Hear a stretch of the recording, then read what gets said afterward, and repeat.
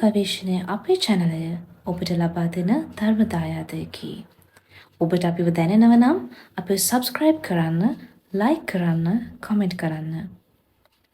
අන් අයට ධර්ම දායාදය පිණිස මේ share කරන්න.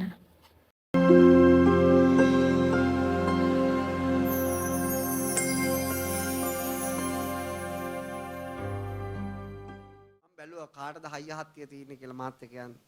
එහෙනම් බොහොම ටික දෙනෙක්ට විතරයි. මොන දෙනෙක්ට විතරයි? ටික දෙනෙක්ට විතරයි. ඒ කට්ටිය ඊටුනේ සද්දාව නිසා. මොකක් නිසාද? සද්ද. කොච්චර හයියක් තියෙන්න ඕනද? සද්දාව නිසා. අනිත් අය විනාශ. ඒගොල්ලන්ට ඕනේ එහෙම නෙවෙයි. ඒගොල්ලෝ රැක ගන්න. බණ ඕන මොකක් කරගන්නද? බුදුහාමුදුරුවෝ එක වෙලාවක අහන මහණෙනි අධර්මයක් මම අත්හරින්න කියලා තියෙන්නේ. ධර්මයක් මම අත්හරින්න කියලා තියෙන්නේ. අධර්මයක් අත්හැරීම ගැන කවර මං කියන්න ඕනද කියලා. ධර්මයක් අත්හැරලා ධර්මයක් විනාශ වෙනවා නම් හොඳයි කියන තැන තමයි බුදුහාමුදුරුවෝ ඉන්නේ. ඉතින් එහෙම දහමක්, එහෙම නිවන් මාර්ගය ඒක අපිට වෙනස් කරන්න බෑ. ඒක විදියට තමයි ඒ පාරවල් නිර්මාණය වෙලා තියෙන්නේ. ඒක ලෝකේ හැමදාම එකයි. ඊට පස්සේ කාලයක් යද්දී ඒක යන්න අමාරු නිසා මිනිස්සු මට සිලුටු පාරවල් හදා ගන්නවා. මොනවද සිලුටු පාරවල්ද? ඒවෙන් ඉතින් යන්න බෑ. මේක අර ඔහෙලා දාලා දකින්නවද ගිනි පාගෙන මොන පාගෙනවද? ගිනි පාගලා බෝතල් කටු පාගලා වීදුරු පාගලා එන පාගලා අන්න එහෙම යන ගමන මේ ගමන. මල් පාගලා වතුර පාගලා යන ගමන නෙවෙයි. දවල් පාරවල් දෙකක් තියෙනවා. මල් පාගලා වතුර පාගලා සෙන් ගහලා යන පාරක් තියෙනවා. ගිනි පාගලා ගිනියන් වෙච්ච වතුරෙන් නාගෙන හෙන යනකොට ඒ පාර හෙන ගහනවා. පුඩු වෙලා යන්න. පාරක් තියෙනවා. මේ පාරවල් දෙකේ මොකක්ද යන්නේ? මොකකද යන්නේ? මල් පාගලා වතුර නාලා සෙන් ගහන පාරේද? ගිනි පාගලා හෙන වද්දගෙන යන පාර. මොන පාරේද? ඇයි එහෙම මල් පාගලා වතුර පාගලා සෙන් ගහලා ගියාම මොකද්ද වෙන්නේ? සසර යනවා. ගිනි පාගනකොට මොකද්ද වෙන්නේ? උන්ද විනාශ වෙනවා. හෙන ගහනකොට මොකද්ද වෙන්නේ? උන්දගේ කම්බර පැලෙනවා.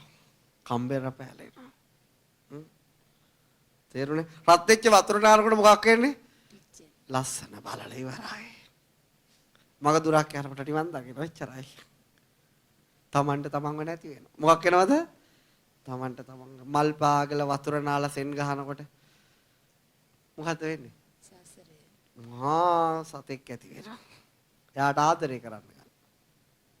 එතකොට මම යන්නේ මොන පාර? මම දැන් නිවන් මාර්ගය දන්න කෙනෙක්. එතකොට මම මගේ ශ්‍රාවකයෝ ගෙනියන්නේ මොන පාරේද? ඉස්සෙල්ලා කියන හොඳින් ගින්දර පෙන්න ඌසල වීසි කරනවා ගිනි කොටට අඬද්දි වැළපෙද්දි. මොකක් වෙද්දිද? හඬද්දි වැළපෙද්දි. හිතක් පපුවක් නෑනේ කොහොමද මට? බෙල්ලේ කලර විසි කළා දානවා. එතකොට මට පේනවා ගිනි ගොඩේ පවුරු ගාන. එතකොට ඇවිල්ලා මොකද කරන්නේ? මම්ම ගිනි වතුර දානවා. එතකොට මොකද කියන්නේ? එතකොට පේනවා අනිත් පැත්තේ හාමුදුරුවෝ පේලියට පිළිවෙලට මල් පාගලා වතුර නාලා සෙන් ගහලා යනවා. එතකොට උඹට කාගෙන සද්දාවද මුලින්ම නැති වෙන්නේ. මම මේ උණු වතුර දාන මොනවද දානවද?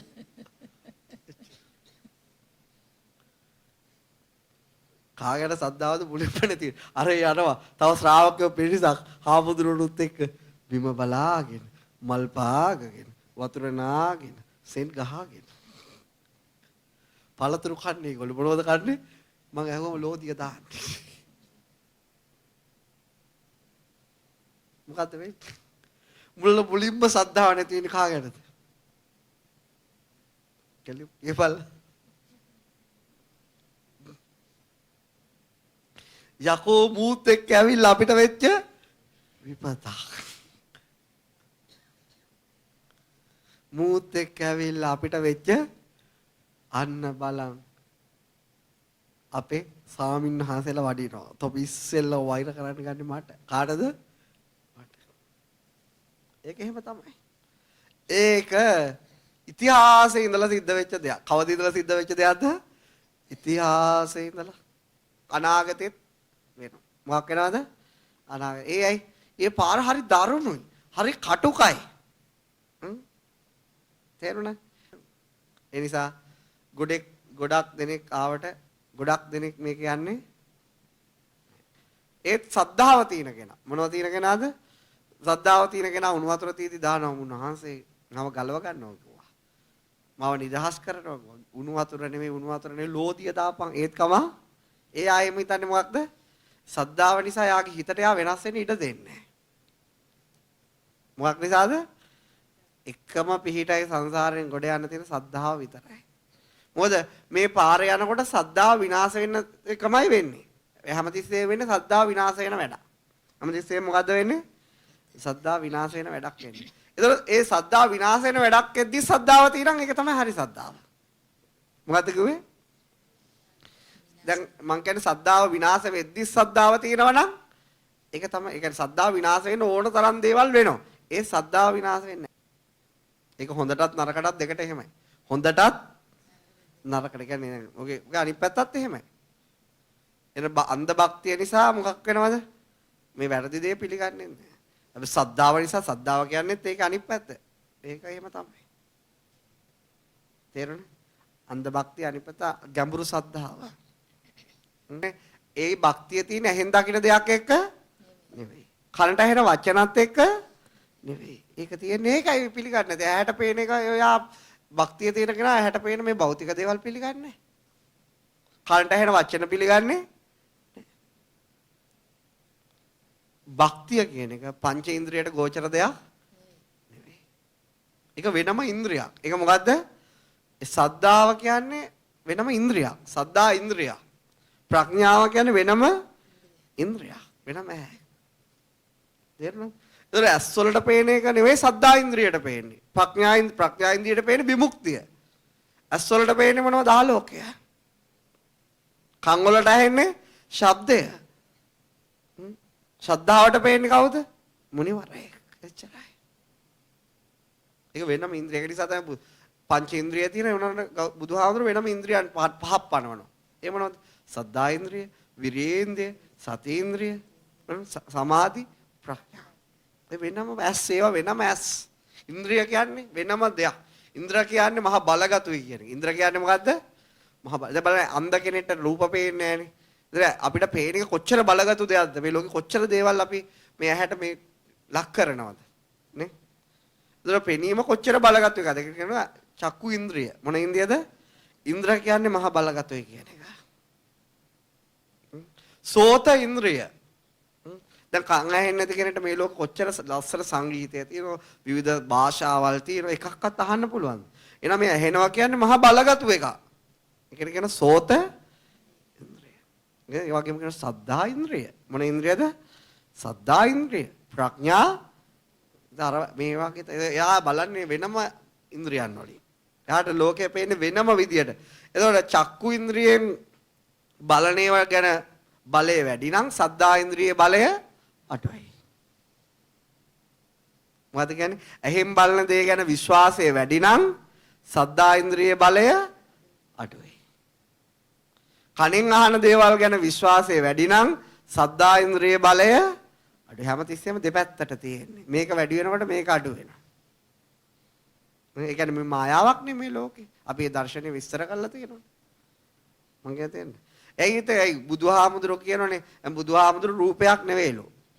අප්පටිමෝ අප්පටි පුද්ගලෝ අසමෝ අසම බුදුහාමුදුරුවෝ පුද්ගලයෙක් නෙවෙයිලෝ. අර වක්කලීට කියන්නේ තොටෝ යස් දෙකෙන් කවදාවත් මාව බලන්න පුළුවන්ද? එහෙනම් මොකෙන්ද බලන්නේ? ධර්මයෙන් මාව බලපන්. යෝ ධම්මං පස්සති සෝමං පස්සති.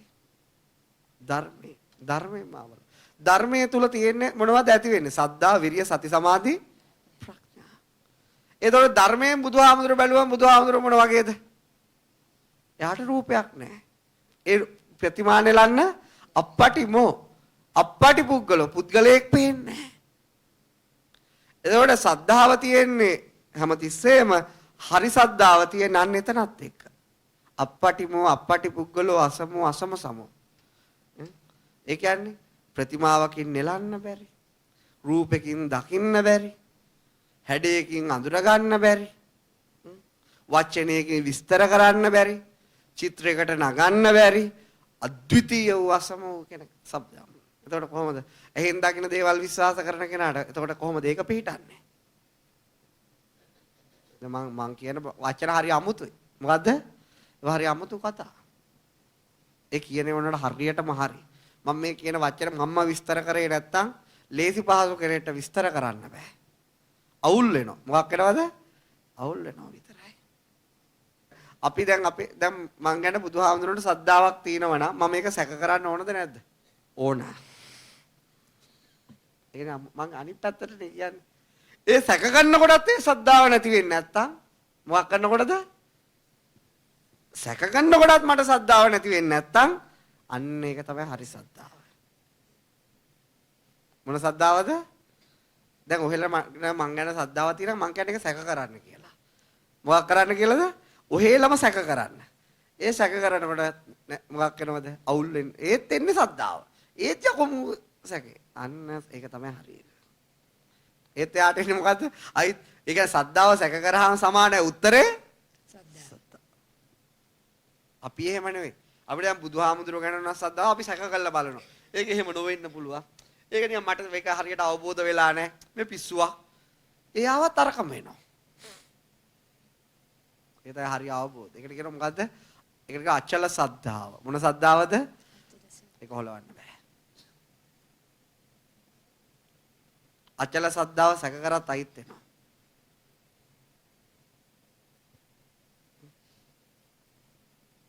තේරුණේ? එතකොට අන්න අර පාරේ යන්නේ. අයිත් අර පාරවල් දෙක මතක් කරගන්න. මල් දාලා, සෙන් ගහලා, වතුර නාලා, පළතුරු කාලා, ලබු කිරිබත් උයලා, පාවඩ දාලා, තේරුණාද? භක්ති ගීත කියලා යන්න. ඒ පාර තියෙනවා. ඊළඟට අයි තියෙනවා. ගිනි දාලා, ලෝදිය නාලා, උණු වතුර නාලා, හෙන ගහලා, ගල් වැදිලා යන පාර. දැන් මට කියන්න ওই දෙකේ මොන සද්දාව තියෙන කෙනාද යන්නේ? අච්චල සද්දාවට ආපු කෙනා විතරයි. මොකද එයාට ගිනි දාන කොටත් අයිත් වෙන්නේ සද්දාව. හෙන ගහන කොටත් අයිත් වෙන්නේ සද්දාව. ගල් ගහන කොටත් අයිත් වෙන්නේ සද්දාව. වෙනස් වෙන්නේ. කවුරු ගැන සද්දාව ඒ පාරට දාපු එකා ගැන. දාපු එකා මොකද්ද? අප්පටිමෝ අප්පටි පුද්ගලෝ අසමෝ. ඉතින් ඌට කොහොමද වෛර කරන්නේ? අර පාර යන අය ඒ පාර යන අයට එහෙම වෙන්නේ හැමතිස්සෙම භෞතික දෙයට මේ ඇහෙන් බලන කනෙන් ඇහෙන ඒ වලට එක්කෙනා ඒගොල්ලෝ ප්‍රතිරූපයක් හදන් ඉන්නේ දේවල් එක්ක. එයා හැමතිස්සෙම අර පාර හොයන්නේ. හැබැයි හැමතිස්සෙම මේ පාරේ තියෙන්නේ මොකද්ද? පිඩු සිඟා වඩින ඔය දෑතට දන් දෙන්නේ කෙසේ කියලා. මේ පාරේ තියෙන්නේ කොහොමද? ගල් ගහන්නේ කෙසේ කියලා. තේරුණා? මං ඒතර ගෞතම බුදුරජාණන් වහන්සේ කරා අර පාර එක්කන් ගියා. ඒක කිව්වා මෙහෙම පාරම අමාරුයි, පාර දරුණුයි. ගියොත් හරි, ගියොත් සදාහටම නිවෙනවා. සදාහට මොකක් වෙනවද? නිවෙනවා. එකක් තියාගනිලා සද්දාති තථාගතස්ස බෝධි. මම අදහපල්ලෙච්චරයි.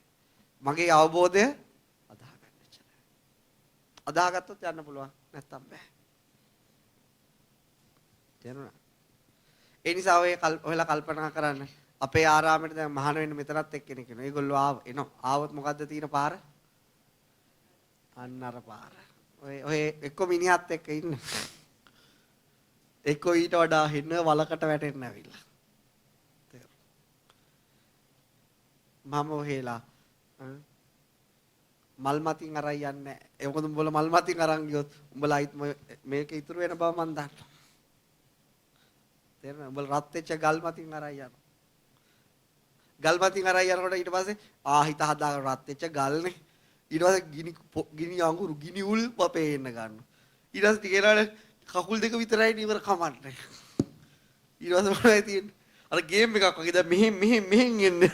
අර මෙහෙගේ පාරක් එක. මෙහෙනුත් ගිනියම් වෙච්ච වෙනවා. මෙහෙනුත් එනවා. ඒක යනකොට හිල් හැදෙනවා විතරයි ඒක කියලා.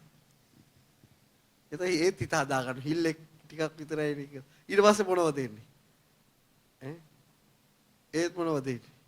මහා ගිනියම් වෙච්ච ගලක් කියනවා. උන්ගේතර ආපස්සට දුවන්න හදිනවනේ මං කියලා ඊටු කිය තැලිලා යනවා. තැලුණා විතරයි නේ කියලා අයිත් නැගිටිනවා. අයිත් හිත හදා ගන්නවා. මොකද? තැලුණා ඊට පස්සේ මම මොකක්ද දෙවන්නේ? ඈ? ඈ? ඊට පස්සේ මොකක්ද දෙවන්නේ? පරමාණු බෝම්බයක්. වාෂ්ප වෙලා යනවා අච්චරයි. මොකක් වෙලා යනවද? වාෂ්ප වෙලා යනවා. උඹලා වාෂ්ප වෙනකම් මගේ රාජකාරී ඉවර නැහැ. මොන වෙනකන්ද? වාෂ්ප. ඒ කියන්නේ අඩුතරේ මට දුවිල්ලක්වත් දකින්න තියෙන්න බෑ. මොනවද? දුවිල්ලක්. ඒත් මගේ රාජකාරී අඩුවක්. හොයන්න ඕනේ හැමතැනම දුවිල්ලක්වත් නැති වෙන්න වාෂ්ප වෙලා. මොකක් වෙනවද? අර වැවක් සම්පූර්ණ අවුවට වාෂ්ප වෙලා ඉරිතලලා. ඒත් මට බෑ. ඉරියස්සේ වතුර තියෙන්න පුළුවන්. ඉරිතලලා පැලිලා ඈ උදැල්ල ගැහුවොත් උදැල්ල නැවෙන විදියට වතුර නැති වෙනවා. මට ඒ ෂුවර් නෑ. මම මැටි අරගෙන මිරිකලා බලනවා. මේ අස්සේ මොනවද තියෙනවද කියලා. මට මැටි තිබුණොත් ඒ ෂුවර් උන්නේ නෑ. මැටිත් වාෂ්ප කරලා දානවා. ඒ තිබුණා සසර ඉතුරු වෙනවා. මොකක් ඉතුරු වෙනවද? සසර ඉතුරු. තමන් ඇයි සිතන අනුශය මට්ටමක් හරි තිබුණොත් උගේ සංසාරය ඉතුරු වෙනවා. එතනින් හිත වැඩ කරන්න පටන් ගන්න ඊට පස්සේ. අවිනිශ්චිතතාවය තුල හිත පවත්වන්න බෑ. ඒක හිතලා පැවැත්වුවොත් වැරදි. ඔටෝ එතෙන්ට ආවොත් හරි. හිතලා පැවැත්වුවොත් වැරදි. ඔටෝ ආවොත් හරි. ඕන හිතලා අවිනිශ්චිත වෙන්න පුළුවන්. ඒක වැරදි එතකොට. ඒක ඒ වෙලාවට විතරයිනේ. ඔටෝ මේක එන්න ඕනේ. එතකොට තමයි ඒ ගමන අවසන්. තේරුණා? මේ ආයනෝ. මිනිස්සයා අඬනවා බං කෝල් කර කර හාමුදුරන්ට ෆෝන් දෙනවා. ඒත් ඉතින් උඹ ඕනනම් ඉඳපන් ඕනනම් වරේ ආවොත් ඕක තමයි හොඳ. වෙන පන්සල් වගේ නෙවෙයි. තේරෙනවද? කන් වලට ඇහෙන්නේ මගේ වචන මොනවද ඇහෙන්නේ? පින්වත් මෙහෙණින් වහන්සේ වාඩි වෙන්න. ඒව නැහැ. තේරුණා? නින්දාවට, අපහාසයට. ඒතර හැමතිස්සෙම ආරණ්‍ය ගැන මිනිස්සු මොනවද කියන්නේ? ඈ නින්දා. මොකද්ද? ඒව නින්දා. එච්චරයි. මම හරි සතුටුයි මගේ ශ්‍රාවකයන් නින්දා කරනකොට. ඇයි? මට බලා ගන්න පුළුවන් ඇත්තට මං කියපු එක අහගෙන මේක යනවද නැද්ද කියලා. හරි කැමති මේ ඉන්න හැමෝම දාන ගේනවට වඩා නොගෙන ඉන්නවට. තේරුණාද? ඒක බලා ගන්න පුළුවන්. කොහොමද දැන් ඒ දේවල් හොයාගෙන යනවද ඒවත් එක නැතුව ඉන්නවද? මම කලින් කාලේට රූටින් නේද? ඒක කාලේට හොඳටම කන්න දීලා ඒ කියන්නේ මියුරු වදන් කියලා පරිම කළ එකපාරටම අනිත් පැත්ත කියනකොට මොකද්ද වෙන්නේ? හිතා ගන්නවත් බැරි විදියට ඒක සිද්ධ වෙනවා. හැමදාම කරොත් කම්මලේ බල්ලා වගේ වෙනවනේ. එහෙම කරන්නේ. කාවලා, නාවලා, පොවලා, පේකල්ලා ඔක්කොම කළා කොහොමද? එකපාර කඩුවක් අරන් ඉස්සරහට පයින්නකොට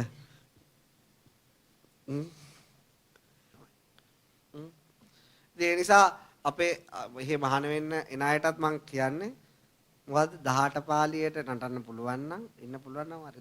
ඇයි මේක මේ බොරුවක් කරලා බොරුවට නිවන් දැකලා වැඩක් නැහැ. මොකටද? මම හැම බොරුවට නිවන් දැකලා වැඩක් නැහැ. බොරුවට හිතනවා නිවන් දැකලා හිත එහෙම වැඩක් නැහැ. ඊට වඩා හොඳයි හිත පොළවේ ගහලා බලන එක. මොලේ ගහලා වහද? පොළවේ ගහලා බලන. කවුරුරි හිත හැදුනා කියෝ මම ගණන් ගන්නෙම නෑ එදා ඉතලා. හරි මෝඩයි. මොකද්ද? හරි මෝඩයි. මං කැමති පොළවේ ගහ බලන කෙනාට. වැඩක් නෑනේ බොරුවට මේක හැදුනායි කියලා හිතාගෙන අයිත් ඕකේ කොයි හරි තියුණොත් අයිත් යන්න එපායි. ඊට වඩා හොඳ නැද්ද පොළවේ ගහලා අරගෙන ඇත්තටම මේක හදලා ඉවරයක් කරලා දාන එක.